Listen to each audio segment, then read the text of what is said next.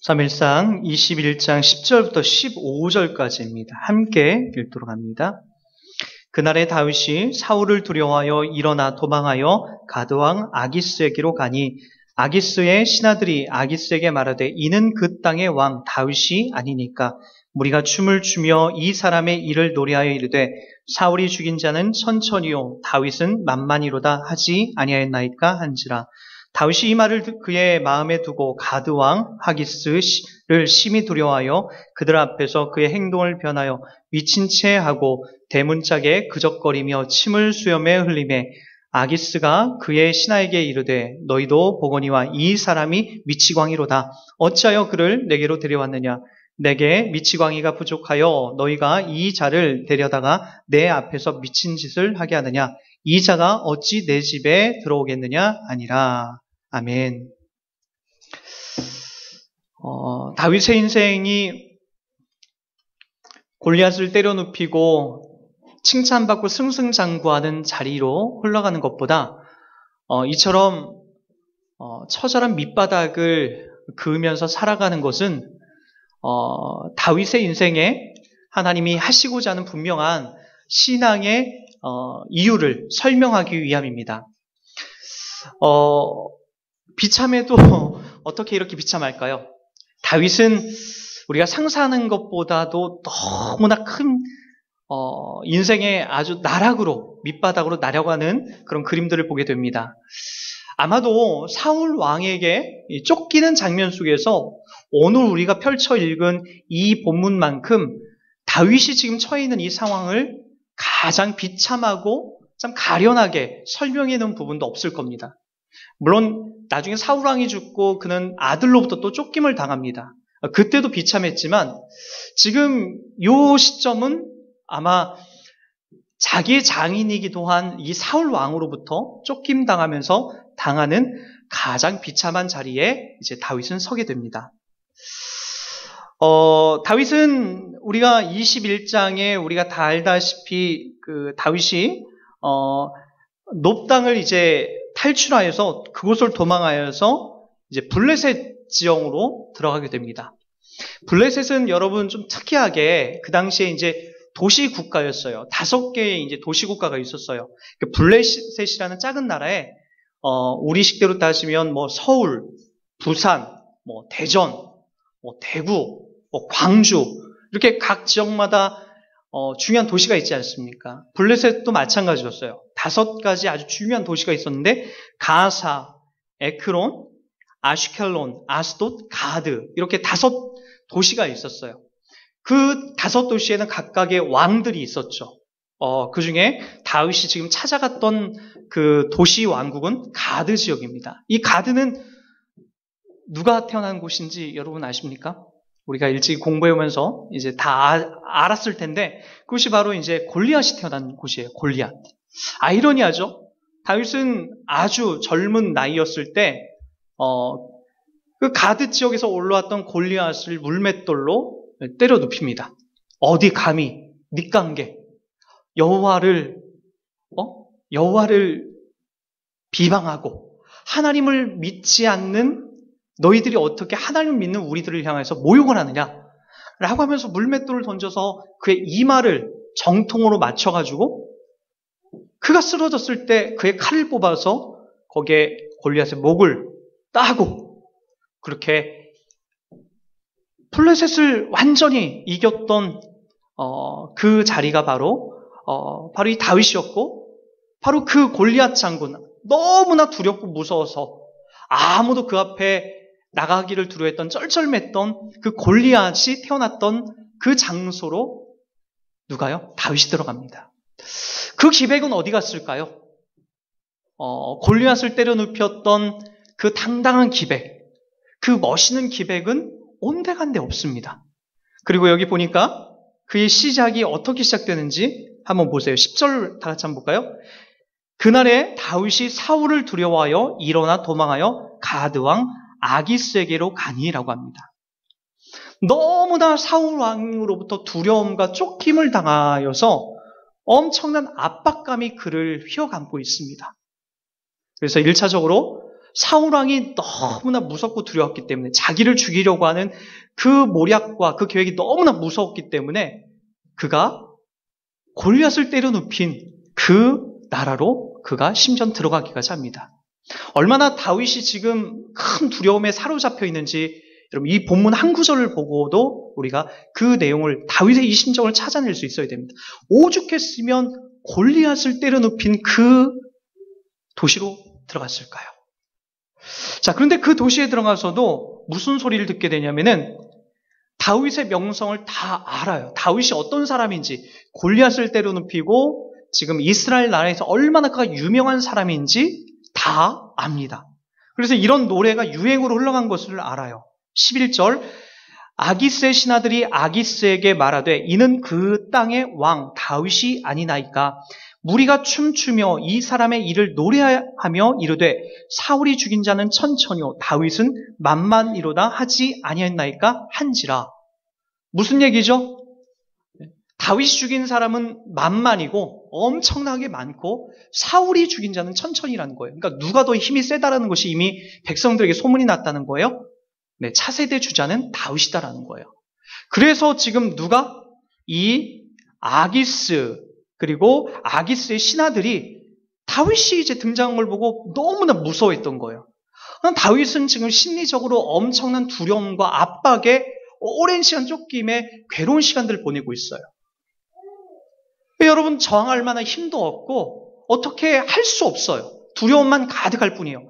그 소리를 듣고 나니까 이 가드 지역에서도 아기스 왕이 자기를 지금 죽일까 봐 그 다음부터 아주 심각한 코미디언도 할 수 없는 그런 연기를 다윗이 하기 시작합니다. 그게 뭐였죠? 너무나 두려운 마음에 12절이에요. 다 같이 읽어볼게요. 다윗이 이 말을 그의 마음에 두고 가드왕 아기스를 심히 두려워해요. 한 번 두려워했던 이 다윗의 마음이 지속적으로 반복적으로 볼 때마다 두려운 마음이 드는데 심지어는 이 가드왕이 자기를 죽이진 않을까, 골리앗 때려눕히는 일들로 자기를 죽이진 않을까, 너무나 또 더 큰 두려움이 자기를 압박하고 있다는 거예요. 그래서 그가 할 수 있는 게 뭐였죠? 13절에 보니까 잘 보세요.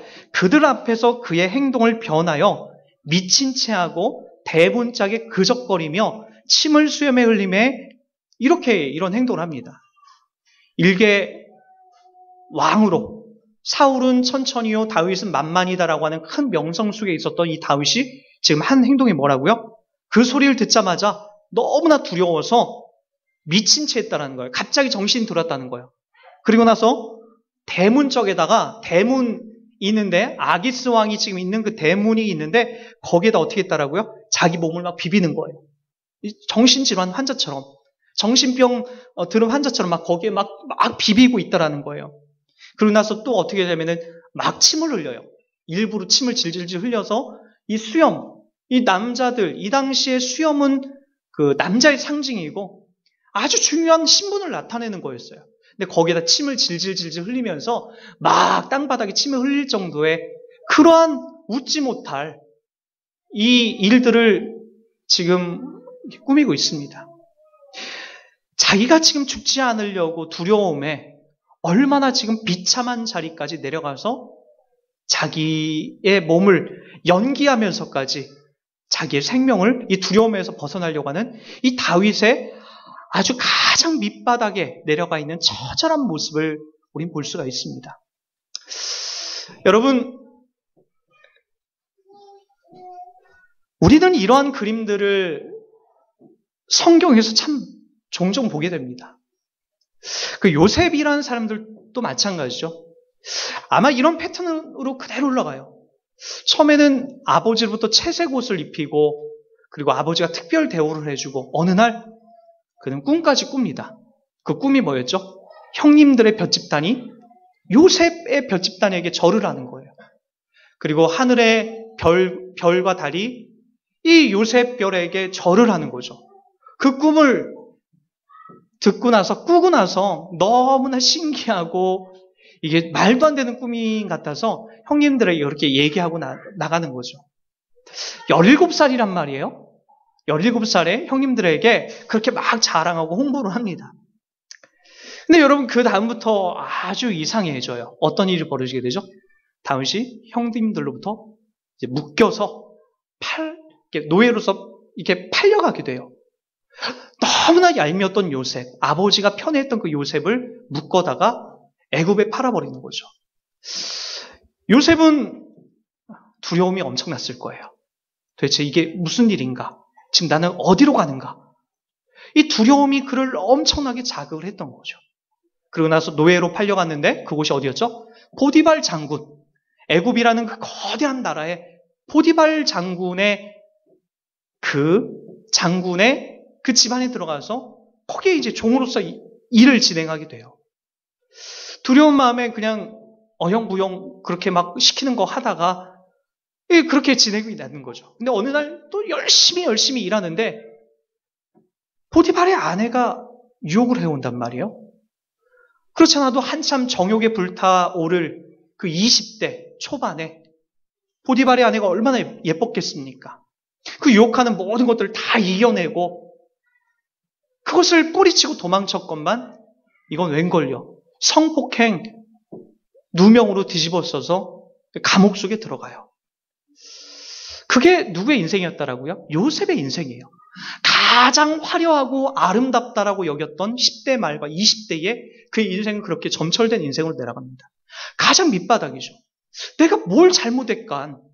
난 아무것도 한 게 없는데 이게 억울한 누명과 종으로 팔려온 것도 억울한데 성폭행 누명을 써서 저 감옥 속에 들어가 있는 것. 아마 요셉은 하나님을 알았을까요? 알았죠, 당연히. 그의 아버지 야곱으로부터 하나님은 너를 지키시고 돌보신다. 너와 함께 하신다. 그분은 너의 기도를 듣고 계신다. 힘들고 괴로울 때마다 그분에게 기도하고 절해라. 라고 하는 신앙교육을 어려서부터 받아왔겠죠. 그러나 종으로 팔려가면서도 하나님 앞에 기도했습니다. 하나님, 난 잘못한 게 없습니다. 빨리 하나님 이 종에서 벗어날 수 있도록 아니 이 마차가 부서져서 빨리 내가 다시 집으로 돌아갈 수 있게 해주십시오. 보디발의 집안에서도 열심히 일하면서도 그리운 아버지, 그리운 어머니, 그리운 동생들, 형님들 생각하면서 하나님 빨리 여기서 좀 벗어나게 도와주십시오. 저 너무나 힘들고 어렵습니다. 라고 그렇게 기도 안 했을까요? 했겠죠. 억울한 누명, 성폭행 누명을 써서 감옥에 갔을 때는요. 아마 그때는 기도할 힘도 없었을 거예요. 말 그대로 더 이상 무슨 기도할 힘이 있겠습니까?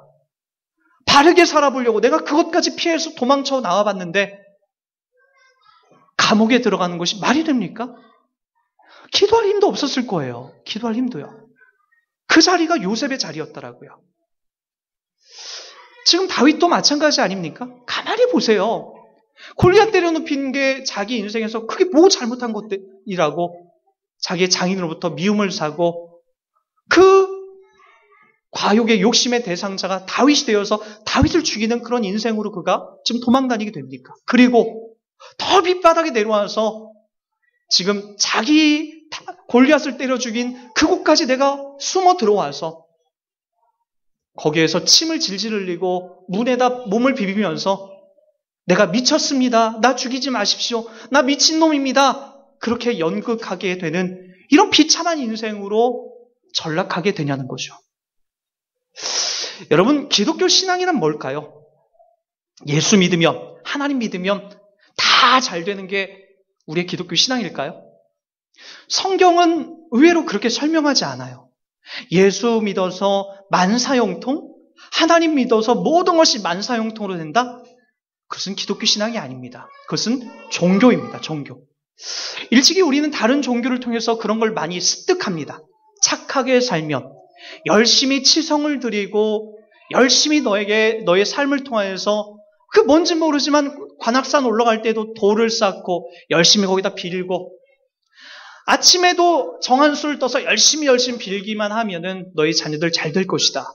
너의 꿈이 이루어질 것이다. 우린 그런 것들을 참 많이 배웁니다. 그래서 우리는 착하게 살고 있는지도 모르겠어요. 그러나 기독교 신앙은 그게 아니에요. 우리가 알고 있는 기독교 신앙은 예수 믿었더니 잘 된다. 하나님을 믿었더니 잘 된다라는 것하고는 좀 거리가 멉니다. 기독교 신앙은 그런 자리로 부름받는 것이 아니라 좀 더 깊고 넓은 자리로 가게 되는 거죠. 그게 뭘까요? 우리 한번 이 부분을 이해하기 위해서 마태복음 26장으로 한번 가보세요. 마태복음 26장 31절부터 35절까지를 보세요. 같이 읽습니다. 그때 예수께서 제자들에게 이르시되 오늘 밤에 너희가 다 나를 버리리라. 기록된 바 내가 목자를 치리니 양의 떼가 흩어지리라 하였느니라. 그러나 내가 살아난 후에 너희보다 먼저 갈릴리로 가리라. 베드로가 대답하여 이르되 모두 주를 버릴지라도 나는 결코 버리지 않겠나이다. 예수께서 이르시되 내가 진실로 내게 이르노니 오늘 밤 닭 울기 전에 내가 3번 나를 부인하리라. 베드로가 이르되 내가 주와 함께 죽을지언정 주를 부인하지 않겠나이다 하고 모든 제자도 그와 같이 말하니라. 우리는 이 이야기의 결론을 알고 있습니다. 베드로의 이 상황은 어떤 마음이었을까요? 진심이었습니다. 오늘 밤 내가 십자가에 못 박혀 붙잡혀서 내가 그 붙잡힌 자리로 갈 것이다. 그때 너희들이 다 나를 부인하고 도망갈 것이다 라고 얘기합니다. 베드로가 그때 자신 있게 얘기합니다. 그런 일은 없을 겁니다. 여기 있는 모든 사람이 다 주님 부인하고 도망갈런지 모르지만 나는 주님을 부인하지 않습니다. 절대로. 다 도망갈지라도 나만큼은 주님 나를 아시잖아요. 아마 베드로의 진심이었을 거예요. 진심이었죠. 진심이었고 그의 확신이었고 그의 다짐이었을 겁니다. 그러나 여러분 주님이 뭐라고 얘기하죠? 아니다. 내가 진실로 내게 이르노니 오늘 밤 닭 울기 전에 네가 3번 나를 부인할 것이다. 어떻게 됐죠? 오늘 밤 닭 울기 전에, 새벽 닭이 울기 전에, 새벽이 밝기 전에 베드로는 정말 예수님을 그의 면상에다 대고 3번 모른다라고 그를 부인합니다. 그리고 나서 베드로가 밖에 나가서 심히 통곡하고 울어요. 그 눈물의 의미를 여러분 아십니까? 그 눈물의 의미. 왜 울었을까요? 주님이 불쌍해서? 아니면 내가 이거 부인하지 않을 수도 있는데 억울한 마음에? 아니에요. 도대체 뭘까요? 안 되는 거구나예요. 안 되는 거구나. 안 되는 거구나. 내가 할 수 있는 게 아니구나. 내가 담아낼 수 있는 게 아니구나. 하나님을 내가 담아낼 수 없는 거구나. 그것 때문에 운 거예요. 난 내가 할 수 있다고 생각했거든요. 내가 기도하면 되고, 내가 11조하고, 내가 열심히 새벽 기도하고, 내가 열심히 찬송 읽고, 열심히 내가 하면 다 될 줄 알았거든요. 기독교 신앙이란 그렇게 가벼운 게 아닙니다. 내 치성과 내 열심과 내 모든 정성으로 되는 게 아니라고요. 때때로 그 안됨 때문에 우리가 이렇게 울어야 되는 자리로 가는 거예요. 이게 기독교 신앙이라고요. 내가 정말 잘해보려고 했는데, 내가 정말 참 잘 만들어 보려고 했는데 안 되는 거구나.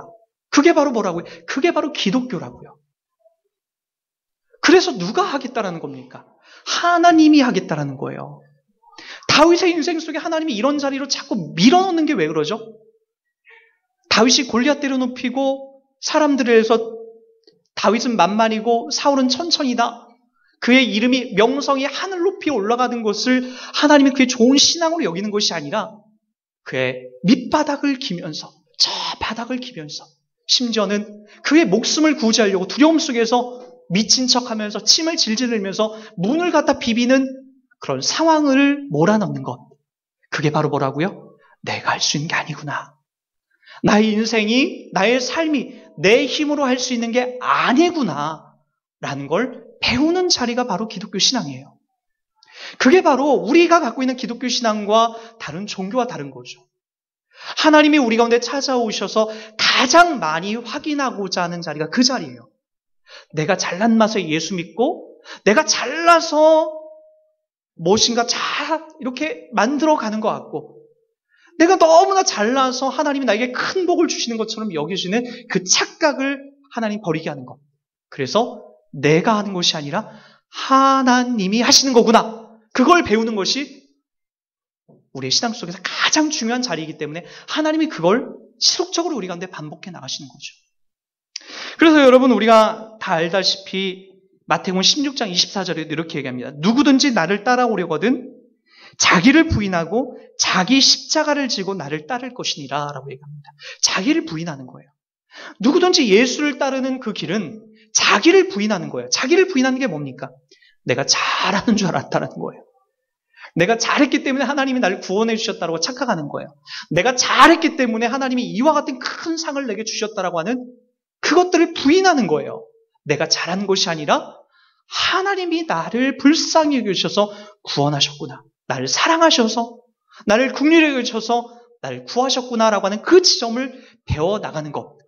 그게 바로 기독교 시장이고 그 안에서 내 십자가를 지는 거예요. 그 십자가가 뭐죠? 주님이 계속해서 지라하시는 그 길. 여러분들 보고 계속해서 반복적으로 지라하시는 그 길이에요.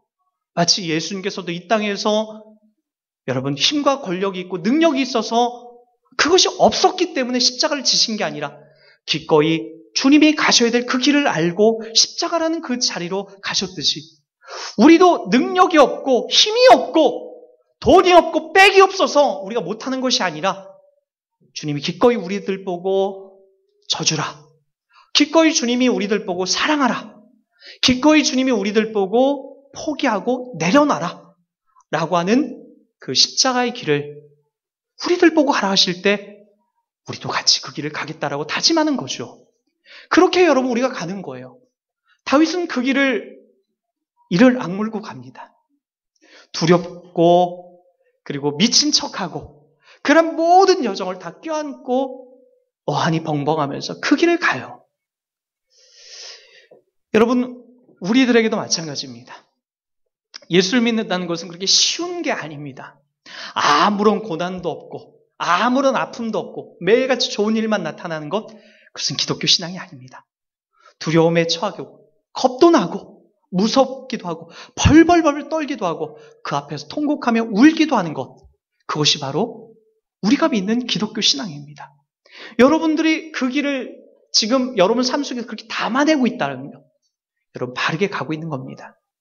그 길 가기를 주저하지 마시고 포기하지 마시고 여러분이 주어져 있는 그 길을 기꺼이 성실하게 잘 가는 우리의 모습이 되었으면 좋겠습니다. 그 길을 통하여서 하나님이 받아내려고 하는 것, 뭐라고요? 여러분을 부인하고 하나님의 영광이, 하나님의 일하심이 여러분 가운데 더 충만하게 드러나게 하기 위함입니다. 이걸 꼭 기억하시고 오늘도 여러분들에게 주어져 있는 그 길, 여러분 함께 이를 악물고 가주시는 우리의 모습이 되길 주의 이름 부탁드리겠습니다.